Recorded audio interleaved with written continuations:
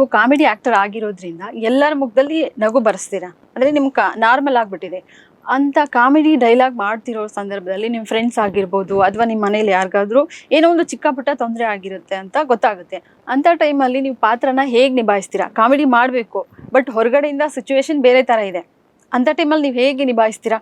ಕಷ್ಟದ ಒಂದು ಯಾವುದೋ ಕರೆ ಬಂದುಬಿಟ್ಟಿದೆ ನಿಮಗೆ, ಈ ಥರ ಆಗಿದೆ, ಏನೋ ಆಗಿದೆ, ಬಟ್ ನೀವು ಇದರಲ್ಲಿ ಇದ್ದೀರಾ, ಇವಾಗ ಸ್ಕ್ರೀನ್ ಮೇಲೆ ಇದ್ದೀರಾ, ಕಾಮಿಡಿ ಮಾಡ್ತಾ ಇರ್ತೀರಾ, ಅಲ್ಲಿ ಹೊರಗಡೆ ದುಃಖ ಇದೆ.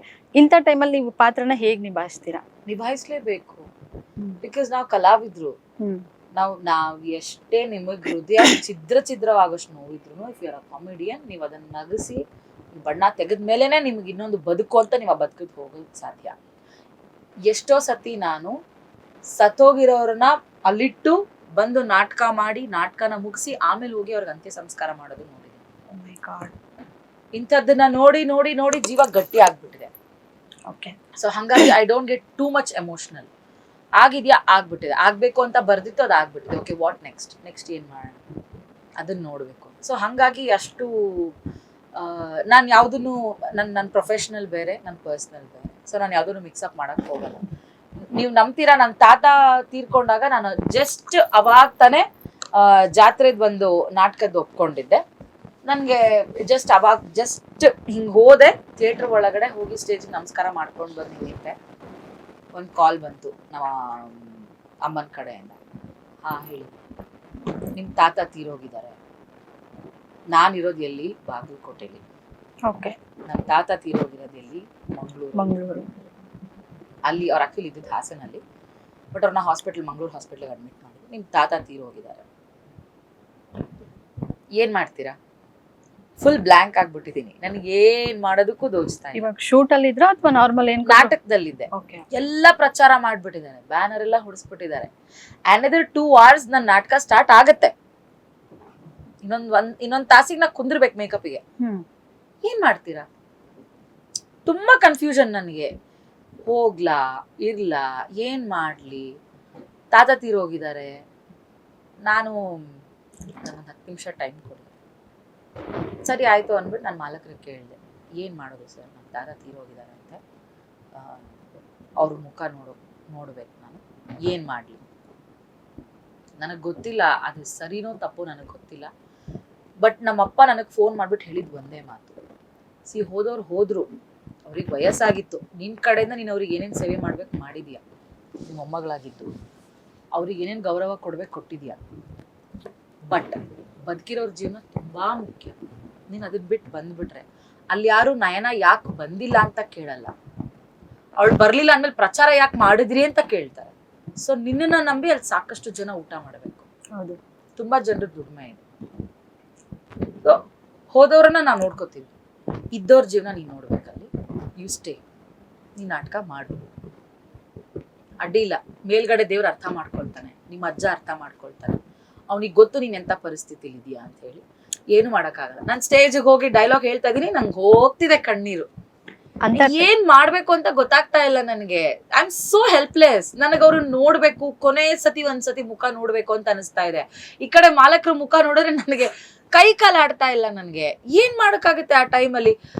ಆಯ್ತಪ್ಪ ದೇವ್ರೆ, ನೀ ಬರ್ದಿಟ್ಟಂಗಾಗ್ಲಿ ಅಂತಂದು ಬಣ್ಣ ಹಚ್ಕೊಂಡು ಸ್ಟೇಜಿಗೆ ಹೋಗಿ ಆಕ್ಟ್ ಮಾಡ್ಬೇಕು. ಪ್ರತಿ ಸೀನ್ಗೂ ನನಗೆ ಹೋದಂಗೆ ಒಂಥರ ದುಃಖ ಉಮ್ಮಳಿಸ್ ಬರೋದು. ಸರಿ, ಬಟ್ ಮಾಡ್ಬೇಕಾ ಅಷ್ಟೇನೆ. ಬಂದ್ ನಾಟಕ ಮಾಡ್ಬಿಟ್ಟು ಬಂದು ಕೂತ್ಕೊಂಡೆ. ಅಪ್ಪ ಎಲ್ಲ ಏನ್ ವಿಧಾನ ಇತ್ತು ಎಲ್ಲ ಆಯ್ತು ಅಂದ್ಬಿಟ್ಟು ಅವ್ರು ಆಲ್ಮೋಸ್ಟ್ ವಿಡಿಯೋ ಕಾಲಲ್ಲೇ ಇದ್ರು, ಎಲ್ಲ ಮುಗಿಯೋವರು ಎಲ್ಲ ವಿಡಿಯೋ ಕಾಲಲ್ಲೇ ನೋಡ್ಕೊಂಡು ಆಯ್ತು. ಅದಿಷ್ಟು ಸರಿ ಕೇಳ್ಕೊಂಡಿದ್ದೀನೋ ನಮ್ಮ ತಾತನ, ದಯವಿಟ್ಟು ಕ್ಷಮಿಸ್ಬಿಡು, ನಿನ್ ಕೊನೆ ಸರಿ ನಿನ್ ಮುಖ ನೋಡಕ್ ಬರ್ಲಿಲ್ಲ ನಾನು.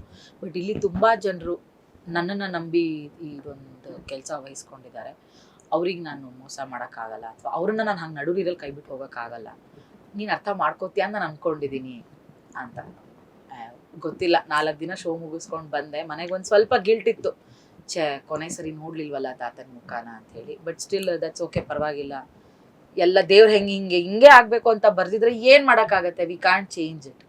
ಏನು ಮಾಡಕ್ಕಾಗಲ್ಲ. ಅಷ್ಟೇ, ಕಾಯಕವೇ ಕೈಲಾಸ. ನನ್ನ ಕರ್ತವ್ಯ ಏನಿತ್ತು ನಾನು ಮುಗಿಸ್ಬಿಟ್ಟು ಬಂದಿದ್ದೀನಿ. ಅವ್ರಿದ್ದಾಗ ನಾವೇನೇನ್ ಮಾಡ್ಬೇಕಿತ್ತು ಮಾಡಿದೀವಿ, ಅರ್ಥ ಮಾಡ್ಕೊಳ್ತಾರೆ ಅಷ್ಟೇ. ಎಲ್ಲ ದೇವ್ರ ಮೇಲೆ ಭಾರ ಹಾಕ್ಬಿಟ್ಬಿಟ್ಟೆ. ಓಕೆ, ನಯನ ಅಂದ್ರೇನೆ ನೇರ ನುಡಿ.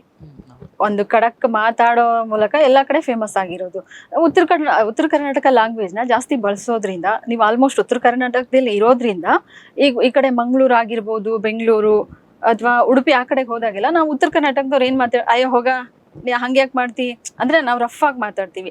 ಆ ರಫ್ ಆಗಿ ಮಾತಾಡಿದ್ದು ಇಲ್ಲಿ ಬೆಂಗಳೂರಲ್ಲಿ ಇರೋರಿಗೆ ಸ್ವಲ್ಪ ಹರ್ಟ್ ಆಗುತ್ತೆ. ಅಂತ ಟೈಮಲ್ಲಿ ನಾವು ನಾರ್ಮಲ್ ಆಗಿ ಮಾತಾಡಿರ್ತೀವಿ, ಅವ್ರಿಗೆ ಹರ್ಟ್ ಅನ್ಸುತ್ತೆ. ಅಂತ ಟೈಮಲ್ಲಿ ನೀವು ಹೇಗೆ ಅವ್ರನ್ನ ಮ್ಯಾನೇಜ್ ಮಾಡ್ತೀರಾ? ಮ್ಯಾನೇಜ್ ಮಾಡೋದೇನಿಲ್ಲ, ನಾನು ತುಂಬಾ ಜನರಿಗೆ ಹೇಳ್ಬಿಟ್ಟಿರ್ತೀನಿ, language is only like this. ಭಾಷೆ ಇರೋದು ಹಂಗೇನೆ, ಹೊರಟಿರ್ಬೋದು, ಅದು ಬಾರ್ಲೆ ಅಂತ ಕರಿಬೋದು, ಅದ್ರಲ್ಲಿ ತುಂಬಾ ಪ್ರೀತಿ ಇರುತ್ತೆ. ದೇ ಆರ್ ಲೈಕ್ ನಿಮ್ಮನ್ನ ಹಂಗ್ ಪ್ರೀತಿ ಮಾಡ್ತಾರ ಅವ್ರು ಅಷ್ಟೇನೆ. ನಿಮ್ಮನ್ನ ದ್ವೇಷ ಮಾಡೋ ಉದ್ದೇಶ ಇಲ್ಲ ಅವ್ರಿಗೆ. ಏನಂತಂದ್ರೆ ಉತ್ತರ ಕರ್ನಾಟಕ ಜನನೇ ಹಾಗೆ, ಅವ್ರದೊಂಥರ ಹುಲಿ ಮುದ್ದು. ಅವ್ರಿಗೆ ಗಬ್ರಾಡಿ ಮುದ್ದಾಡಿ ಹಂಗ ರಫ್ ಆಗಿ ಪ್ರೀತಿ ಮಾಡಿನೇ ಅಭ್ಯಾಸ ಅವ್ರಿಗೆ. ಬಾಚಿ ತಪ್ಕೊಂಡು ಅಯ್ಯೋ ನಮ್ದಿದು, ನಮ್ ಕೂಸಿದು, ನಮ್ ಕಂದ ಇದು ಅಂತ ಹಂಗ್ ಬಾಚಿ ತಪ್ಕೊಂಡು ಪ್ರೀತಿ ಮಾಡೇನೆ ಅಭ್ಯಾಸ ಅವ್ರಿಗೆ. ಮಂಗ್ಳೂರ್ ಸೈಡ್ ಅವರೆಲ್ಲ ನಾವೀಗ ಮಂಗ್ಳೂರಿಗೆ ಹೋದ್ರು ಅಷ್ಟೇನೆ, ಅಲ್ಲೂ ತುಂಬಾ ಜನ ಎಷ್ಟು ಮುದ್ದಾಡಿ ಮಾತಾಡ್ಸಿ ನೀವಂದ್ರೆ ಬಹಳ ಇಷ್ಟ, ನಿಮ್ಮದೆಲ್ಲ ಕಾರ್ಯಕ್ರಮ ನೋಡ್ತೇವೆ. ಸ್ವಲ್ಪ ಭಾಷೆ ಬದಲಾಗ್ಬಹುದು ಅಷ್ಟೇನೆ, ಅವ್ರ ಅಭಿಮಾನ ಮಾತ್ರ ಹಂಗೆ ಇದೆ. ಒಬ್ಬೊಬ್ರು ಒಂದೊಂದ್ ರೀತಿ ವ್ಯಕ್ತಪಡಿಸ್ತಾರೆ. ಹಂಗ್ ನೋಡಕ್ ಹೋದ್ರೆ ನಮ್ ಉತ್ತರ ಕರ್ನಾಟಕ ಸೈಡ್ ಜನ ಸ್ವಲ್ಪ ಒಂಚೂರು ಹಿಂಗ ಅನ್ಸ್ತಾರೆ. ಲೈಕ್ ಯಪ್ಪ ಏನ್ ರಫ್ ಆಗಿ ಮಾತಾಡ್ತಾರೆ ಗುರು, ಹೊಡೆದಂಗ ಆಗತ್ತಲ್ಲ ಗುರು ಅಂತ ಹಂಗ ಅಂತಾರೆ. But there very open hearted. ಅವ್ರು ಇರೋದೇ ಹಂಗೆ, ಒಳಗೊಂದ್ ಇಟ್ಕೊಂಡ್ ಹೊರಗೊಂದ್ ಮಾತಾಡ್ತಾರೆ. ಹೌದೇನ್ರಿ ಹಂಗ್ರಿ ಹಿಂಗೆ ಹಂಗಿಲ್ಲ. ಅವ್ರು ನೀ ಚಲೋ ಮಾಡ್ತಿಲೆ, ನೀ ಸಖತ್ ಮಾಡ್ತೀನಿ ನೋಡ್ರಿ ನಿಮ್ ಕಾರ್ಯಕ್ರಮ, ನಾವು ವೋಟ್ ಮಾಡಿಲ್ಲ ನಿಮ್ಗೆ ಅಂತ ಬಾಯ್ಬಿಟ್ಟು ಹೇಳ್ಬಿಡ್ತಾರ ಅವ್ರು ಅಷ್ಟೇನೆ. ವೆರಿ ಪ್ಯೂರ್ ಲವ್ ಅದೊಂಥರ. ಅವ್ರು ತೋರಿಸ್ಕೊಳ್ಳೋದೇ ಹಂಗೆ. ಇತ್ತೀಚಿಗೆ ಜನ ಗೊತ್ತು ಮಾಡ್ಕೊಂಡ್ಬಿಟ್ಟಿದ್ದಾರೆ ಅದನ್ನ. ಸಲ ಓಕೆ ಉತ್ತರ ಕರ್ನಾಟಕ ಸೈಡ್ ಹೀಗಿರುತ್ತೆ, ಮಂಗ್ಳೂರ್ ಸೈಡ್ ಹೀಗಿರುತ್ತೆ, ಬೆಂಗಳೂರು ಸೈಡ್ ಜನಾನು ನಿಮ್ಮ ಅವನನ್ನ ಕಲ್ತ್ಬಿಟ್ಟಿದ್ದಾರೆ. ಹೇಳಕ್ ಬರ್ಲಿಲ್ಲ ಅಂದ್ರೆ ಹೇಳ್ಬೇಡ, ಸುಮ್ನೆ ಎಲ್ಲೆಲ್ಲೂ ಯೂಸ್ ಮಾಡ್ಬೇಡಪ್ಪ ಅದನ್ನ, ಆಯ್ತಾ?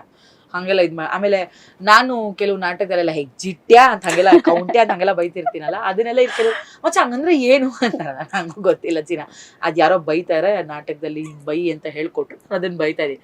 ಅವ್ರಿಗೆ ನನಗೆ ಅದನ್ನ ಜಿಟ್ಟಿ, ಆಮೇಲೆ ಅದೇನೋ ಬೋಗಾಣಿ. ನಾನು ಬೋಗಾಣಿ ಅಂದ್ರೆ ಬೈಗಳಲ್ಲ ಮಾರ, ಅದೊಂದು ಪಾತ್ರೆ. ಅದು ಇಟ್ ಇಸ್ ಯುಟೆನ್ಸಿಲ್, ಅದನ್ನ ಬಳಸ್ತೀವಿ ಅಡ್ಗೆ ಮನೆಗೆ ಬಳಸೋದೊಂದು ಪಾತ್ರೆ. ಅದ್ ಯಾವ ಬೈಗಳಂದ ಅದೇ ಇಲ್ಲಿ ಬೈಯಲ್ವಾ, ತಪ್ಲೆ ಇದ್ದಂಗಿದ್ಯಾ, ಡ್ರಮ್ ಇದ್ದಂಗಿದ್ಯಾ ಅಂತ ಬೈಯಲ್ವ, ನೀವ್ ಬೋಗಾಣಿ ಇದ್ದಂಗಿದೆ ಅಂತ ಹೇಳಿ ಬೈತೀವಿ ಅಷ್ಟೇನೆ ಅಂತ ಹೇಳಿ. ಈಗೆಲ್ಲರೂ ಕ್ಯಾಶುಯಲ್ ಆಗಿ ತಗೊಂಡ್ಬಿಟ್ಟಿದ್ದಾರೆ ಅದನ್ನ. Everybody knows that. ನೀವು ಉತ್ತರ ಕರ್ನಾಟಕ ಮಾತಾಡಿದ್ರೆ ನಾರ್ಮಲ್ ಆಗಿ ಅದನ್ನೆಲ್ಲ ಅಕ್ಸೆಪ್ಟ್ ಮಾಡ್ಕೊತಿದ್ದಾರೆ ಅಂತ ಅರ್ಥ. ನಾನು ಅಂತಲ್ಲ, ಯಾರು ಮಾತಾಡಿದ್ರು ಅಕ್ಸೆಪ್ಟ್ ಮಾಡ್ಕೋತಾರೆ. ಓಕೆ, ಉತ್ತರ ಕರ್ನಾಟಕದ ಯಾವ್ದಾದ್ರು ಒಂದು ಕಡಕ್ ಡೈಲಾಗ್ ಹೇಳ್ಬೋದಾ ನೀವು? ನಾನ್ ಅಲ್ಲಿ ದೇವ್ರ ಹಣೆಗ್ಲು ನಾನ್ ಡೈಲಾಗ್ ಇಲಾಗೆಲ್ಲ ನನಗೆ ಹೇಳಕ್ಕೆ ಬರಲ್ಲ. ನಾನು ಯಾವ್ದೇ ನಾಟಕಕ್ಕೆ ಹೋದ್ರು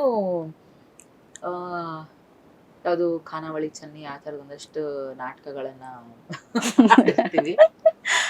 ಟಕ್ಕದಿಗೆ ಹೇಳ್ಬೇಕು ಅಂತಂದ್ರೆ ಡೈಲಾಗ್ ಬೇಗ ನನ್ ಜೊತೆನೆ ಮಾತಾಡ್ರಿ ನೀವು.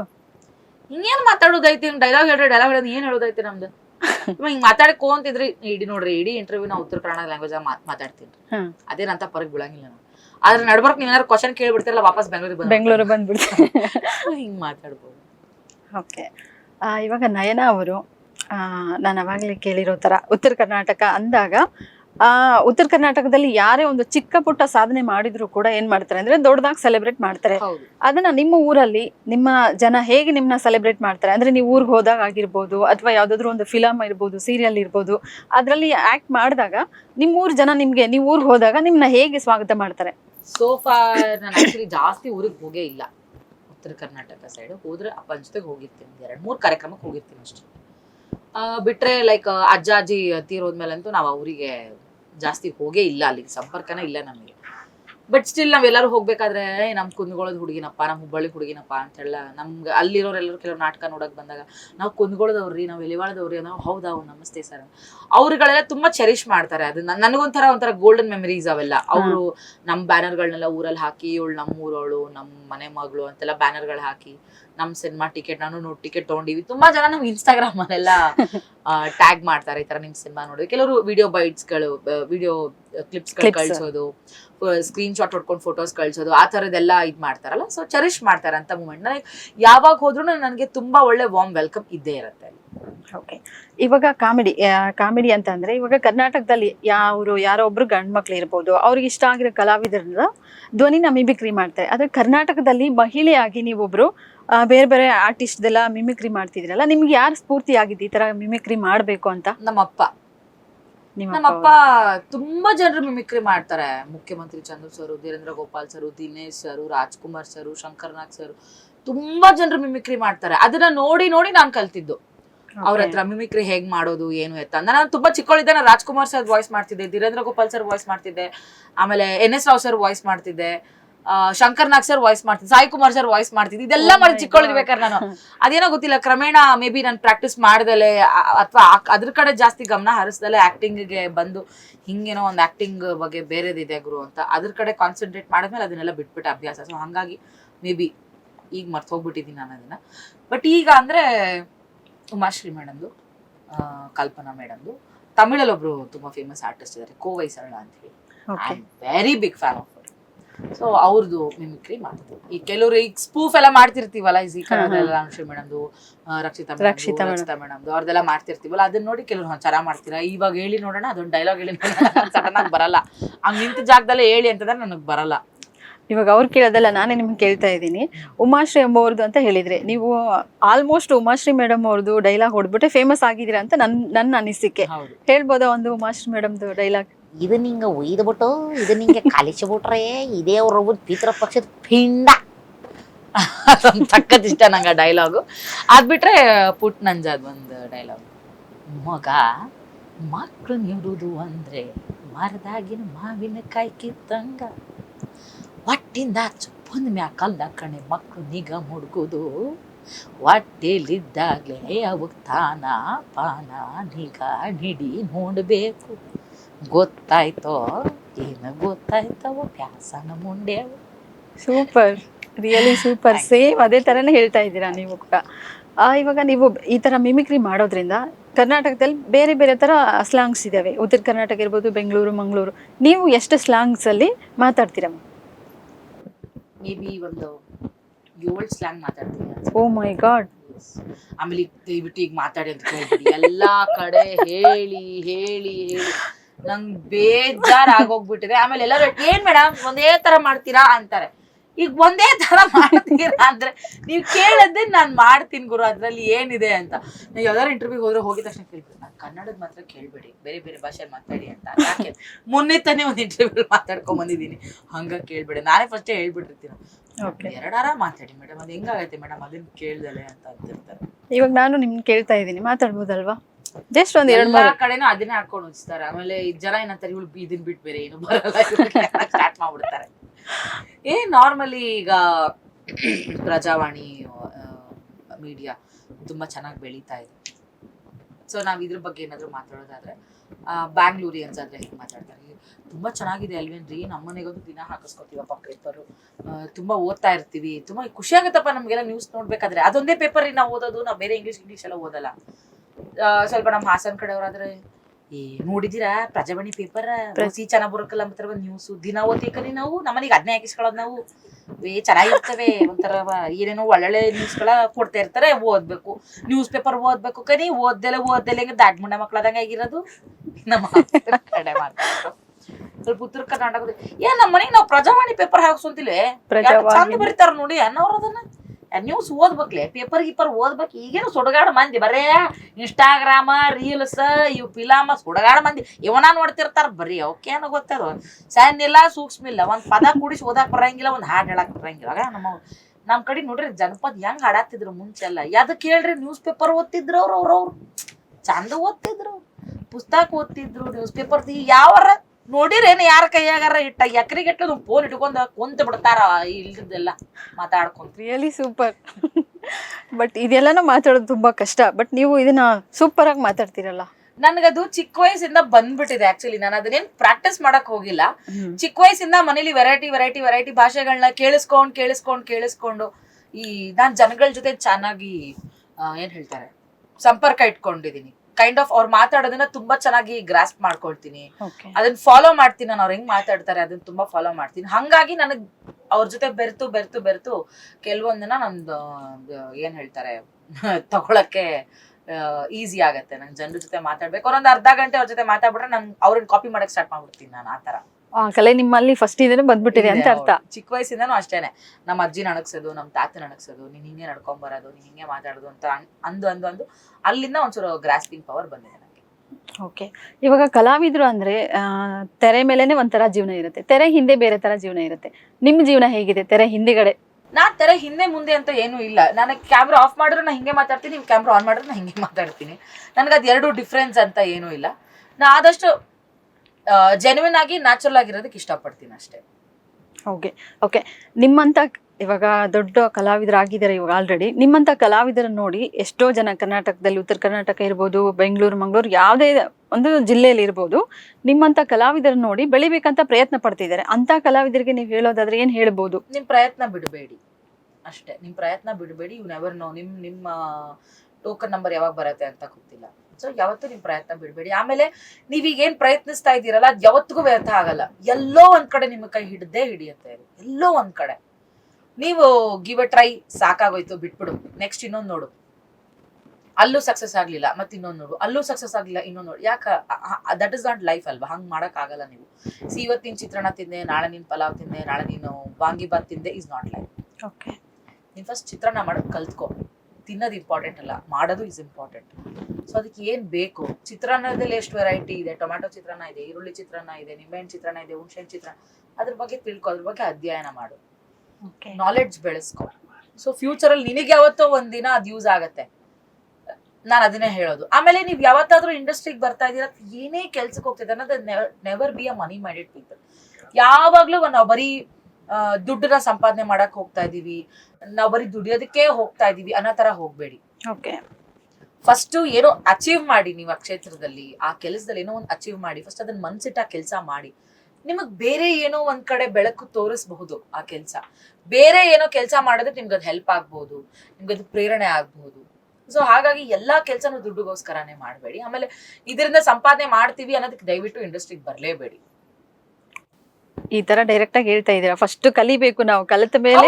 ಬಿಕಾಸ್ ನಾವು ಅಷ್ಟೇನೆ, ನಾವು 1 ವರ್ಷದವರೆಗೂ ನಾವೆಲ್ಲೂ ಅಮೌಂಟೇ ಡಿಮ್ಯಾಂಡ್ ಮಾಡ್ತಿರ್ಲಿಲ್ಲ. ಯಾರಾದ್ರೂ ಪೇಮೆಂಟ್ ಕೊಡ್ತಾರೆ, ಈ ತರ ಕಾರ್ಯಕ್ರಮ ಇದೆ, ಹೌದಾ ಸರ್, ಓಕೆ, ಎಷ್ಟು ಕೊಡ್ತೀರಾ, ಸರಿ ಆಯ್ತು, ಓಕೆ. ಯಾಕೆ? ನಮಗ್ ಪ್ರಚಾರ ಬೇಕಿತ್ತು, ಜನ ನಮ್ಮನ್ನ ನೋಡ್ಬೇಕು, ನಾವು ಮಾಡ್ತೀವಿ, ನಾವು ಕೆಪಬಲ್ ಇದ್ದೀವಿ, ನಾವು ಕಾರ್ಯಕ್ರಮ ಮಾಡೋಷ್ಟು ನಮ್ ಕೆಪಾಸಿಟಿ ಇದೆ ಅನ್ನೋದ್ರ ಗೊತ್ತಾಗ್ಬೇಕಾಗಿತ್ತು. ಅದಕ್ಕೋಸ್ಕರ ಮಾಡಿದ್ವಿ. ಜನ ಫಸ್ಟ್ ನಮ್ಮನ್ನ ನೋಡ್ಬೇಕು. ಗುರು, you are very good cook, so you should cook first ಅಲ್ವಾ? ನಾ ವೆರಿ ಗುಡ್ ಕುಕ್ ಅಂತ ಬೋರ್ಡ್ ಹಾಕೊಂಡ್ ಬಂದ್ಬಿಟ್ರೆ ಆಗಲ್ಲ. ನೀ ಅಡ್ಗೆ ಮಾಡು ಗುರು, ಫಸ್ಟ್ ಅಡ್ಗೆ ಮಾಡು. 4 ಜನ ಅದನ್ನ ತಿಂದು ಮೆಚ್ಕೋಬೇಕು. ನೆಕ್ಸ್ಟ್ ಬಂದ್ ಕೇಳ್ತಾರಲ್ಲ, ಏಯ್ ಸಖತ್ತಾಗಿ ಮಾಡಿದ್ದೆ ಅವತ್ತು ಮಾಡು ಅಂದ್ರೆ, ಮಾಡ್ತೀನಿ ಗುರು, 200 ರೂಪಾಯಿ ಆಗತ್ತೆ ನೋಡು. ಅವ್ರಿಗೆ ಅದು ಬೇಕು ಅಂದ್ರೆ ಅವ್ರು ಕೊಟ್ಟು ತಗೋತಾರೆ. ಅವ್ರಿಗೆ ಅದೇ ಫ್ಲೇವರ್ ಬೇಕು, ಅದೇ ಚಿತ್ರಾನ್ನ ಬೇಕು ಅಂದ್ರೆ ಅವ್ರು ಬಂದು ದುಡ್ಡು ಕೊಟ್ಟು ಮಾಡಿಸ್ಕೊಂಡು ತಗೊಂಡು ಹೋಗ್ತಾರೆ. ಆ ಜನರಿಗೆ ಆ ಕ್ರೇಜ್ ನಾವು ಫಸ್ಟ್ ಮೂಡಿಸ್ಬೇಕು, ಕೂರಿಸ್ಬೇಕು ಜನರನ್ನ. ಆಮೇಲೆ ಇನ್ ಮನಿ ಡಿಮ್ಯಾಂಡ್ ಮಾಡು. ಓಕೆ. ಫಸ್ಟ್ ನಾವು ಯಾವುದೇ ಕಾರಣಕ್ಕೂ ಡಿಮ್ಯಾಂಡ್ ಮಾಡಬಾರ್ದು. ಫಸ್ಟ್ ನಾವು ಕಲ್ತಿರ್ಬೇಕು, ಆಮೇಲೆ ನಾವು ಡಿಮ್ಯಾಂಡ್ ಮಾಡಬೇಕು. ಜನರನ್ನ ನಾವು ಫಸ್ಟ್ ಅಟ್ರಾಕ್ಟ್ ಮಾಡ್ಕೊಳ್ಳೋದು. ದಟ್ ಇಸ್ ವಾಟ್ ಅಲ್ವಾ ಬಿಸ್ನೆಸ್ ಅಲ್ಲಿ ಆಗೋದು. ಯಾಕೆ ಸುಮ್ನೆ ಆಫರ್ ಕೊಟ್ಬಿಡ್ತಾರ? ಯಾರಾದ್ರೂ ಫ್ರೀ ಆಗಿ ಕೊಡ್ತೀವಿ ತಗೊಳ್ಳಿ, ಟ್ರಯಲ್ಗೆ ತಗೊಳ್ಳಿ, ಯಾರು ಕೊಟ್ಬಿಡ್ತಾರೆ ಸುಮ್ನೆ? ಫಸ್ಟ್ ತಗೊಳ್ಳಿ, ಹಾಕೊಳ್ಳಿ, ನಿಮ್ಗೆ ಅವಾಗ ವಾವ್ ಚೆನ್ನಾಗಿದೆ ಅಲ್ವಾ ಇದು ಅಂತ you get addicted, or you will feel good. ಮತ್ತೆ ನಿಮ್ಗೆ ಅದೇ ಬೇಕು ಅಂತ ಅನ್ಸುತ್ತೆ, ನೀವು ಹುಡ್ಕೊಂಡು ಹೋಗ್ತೀರಾ ಪ್ರಾಡಕ್ಟ್ನ. ಅದೇ ತರ ನಮ್ದು ಅಷ್ಟೇನೆ. ಈಗ ನಾವು ಚೆನ್ನಾಗಿ ಮಾಡಿದ್ರೆ ನೀವ್ ಒಂದ್ ಕಾರ್ಯಕ್ರಮದಿಂದ ಇನ್ನೊಂದ್ ಕಾರ್ಯಕ್ರಮಕ್ಕೆ ಕರೀತೀಯಾ, ಅಲ್ಲೂ ನಾವ್ ಚೆನ್ನಾಗಿ ಮಾಡಿದ್ರೆ ಇನ್ನೊಂದ್ ಕಾರ್ಯಕ್ರಮಕ್ಕೆ ಕರೀತೀಯಾ. ಸೊ ನಿಮ್ಮನ್ನ ನೀವು ಚೆನ್ನಾಗಿ ಬಿಲ್ಡ್ ಮಾಡ್ಕೊಂಡು ಹೋಗಿ. ದುಡ್ಡು ಯಾರು ಬೇಕಾದ್ರೂ ಮಾಡ್ತಾರೆ ಗುರು. ಪ್ರತಿದಿನ ಕೂಲಿ ಕೆಲಸ ಮಾಡೋರು ಕೂಡ ದುಡ್ಡು ಸಂಪಾದನೆ ಮಾಡ್ತಾರೆ. ಬಟ್ ಅವ್ನು ಅದನ್ನ ತುಂಬಾ ಶ್ರದ್ಧೆಯಿಂದ ಮಾಡ್ತಾನೆ. ಇವತ್ತು ನಾನೊಂದು ರೂಮ್ ಕಟ್ಬೇಕು, ನಾ ಇಟ್ಟಿಗೆ ಎಲ್ಲಿ ಕಟ್ಬೇಕು, ನಾ ಸಿಮೆಂಟ್ ಎಷ್ಟು ಹಾಕ್ಬೇಕು, ನಾ ಏನ್ ಹದದಲ್ಲಿ ಕಲಿಸ್ಕೋಬೇಕು, ಅದನ್ನೆಲ್ಲ ನೋಡಿ ಮಾಡಿ ಅವ್ನು ಕೆಲಸ ಮಾಡ್ತಾನೆ. ಅವನಿಗೂ ಅಷ್ಟೇ ದುಡ್ಡು ಎಂಡ್ ಆಫ್ ದ ಡೇ ಬರ್ತಾನೆ ಅವನು ಪೇಮೆಂಟ್ ತಗೊಳಕ್ಕೆ. ಸ್ಟಾರ್ಟಿಂಗ್ ಅಲ್ಲೇ ಬಂದು ನಿಂತ್ಕೊಂಡ್ಬಿಟ್ಟು ಇವತ್ತು ಕೂಲಿ ಕೊಟ್ಟಣ ನಾ ಕೆಲಸ ಮಾಡೋದು ಅಂತ ಯಾರಾದ್ರೂ ಕೇಳ್ತಾರಾ? ನೆಕ್ಸ್ಟ್ ಕರಿಯೋದೇ ಇಲ್ಲ ಅವ್ರಿಗೆ ಅಲ್ವಾ? ಅವನು ಅಷ್ಟೇನೆ, ಅವ್ನ ಕೆಲಸ ಅವ್ನು ತುಂಬಾ ಶ್ರದ್ಧೆಯಿಂದ ನೀಟಾಗಿ ಮಾಡ್ತಾನೆ. ಅದೇ ಎಂಡ್ ಆಫ್ ದ ಡೇ ಅವ್ನ ಬಂದು ಡಿಮ್ಯಾಂಡ್ ಮಾಡ್ತಾನೆ, ಇವತ್ತು ಇಷ್ಟು ಕೆಲಸ ಮಾಡಿದೀನಿ ಗುರು, ನಾನು ಎಕ್ಸ್ಟ್ರಾ 1 ಅವರ್ ಕೆಲಸ ಮಾಡಿದೀನಿ, ನನಗೆ ಪೇ ಮಾಡು ನೀನು ಅಂತ ಕೇಳ್ತಾನೆ. ಅವ್ನ ಕೆಲ್ಸದಲ್ಲಿ ಏನಾದ್ರು ವ್ಯತ್ಯಾಸ ಇದ್ರೆ ಅವ್ನಿಗೆ ಗೊತ್ತಿರುತ್ತಲ್ವಾ, ಇದನ್ನ ತಪ್ಪು ಮಾಡಿದೀನಿ, ಇದನ್ನ ಸರಿ ಮಾಡಿದೀನಿ, ಇದನ್ನ ಕರೆಕ್ಟ್ ಮಾಡ್ಕೋಬೇಕು ಏನಾಯ್ತು ಅಂತ ಗೊತ್ತಿರುತ್ತೆ ಅವ್ನಿಗೆ. This is how life goes. First ನೀವೇನು ಅನ್ನೋದನ್ನ ಪ್ರೂವ್ ಮಾಡಿ, ಆಮೇಲೆ ಡಿಮ್ಯಾಂಡ್ ಮಾಡಿ. ಓಕೆ. ಇವಾಗ ಸೋಷಿಯಲ್ ಮೀಡಿಯಾದಲ್ಲಿ ಕಲಾವಿದರಿಗೆ, ಅದರಲ್ಲೂ ಹೆಣ್ಮಕ್ಳಿಗೆ ಕೆಟ್ಟದಾಗಿ ಬ್ಯಾಡ್ ಕಮೆಂಟ್ಸ್ ಎಲ್ಲ ಹಾಕೋದು ಅದೆಲ್ಲ ಮಾಡ್ತಾ ಇದ್ದೀರಲ್ಲ, ಇದ್ರ ಬಗ್ಗೆ ನೀವೇನು ಹೇಳ್ಬೋದು? ಅದ್ರ ಬಗ್ಗೆ ನಾವ್ಯಾಕೆ ಹೇಳ್ಬೇಕು? ಅಂತವ್ರಿಗೆ ನಾವ್ಯಾಕೆ ಸ್ಕೋಪ್ ಕೊಡಬೇಕು? ಇವಾಗ ಏನ್ ಮಾಡ್ತಾರೆ ಅಂದ್ರೆ, ಕೆಲವೊಬ್ಬರು ಹೆಣ್ಮಕ್ಳು ಏನೋ ಒಂದು ರೀಲ್ಸ್ ಮಾಡ್ಕೊಂಡು ನಾನು ಮುಂದೆ ಬರಬೇಕು ಅಂತ ಇರ್ತಾರೆ. ಬಟ್ ಬ್ಯಾಡ್ ಕಮೆಂಟ್ಸ್ ಹಾಕಿದ ತಕ್ಷಣ ಸ್ಟಾಪ್ ಮಾಡ್ಬಿಡ್ತಾರೆ. ಯಾಕೆ ಮಾಡ್ತೀರಾ? ನಿಮಗದು ಫಸ್ಟ್ ಆಫ್ ಆಲ್ ಮಿಸ್ಟೇಕ್ 2 ಕಡೆಯಿಂದಾನು ಇರತ್ತೆ, ಆಯ್ತಾ?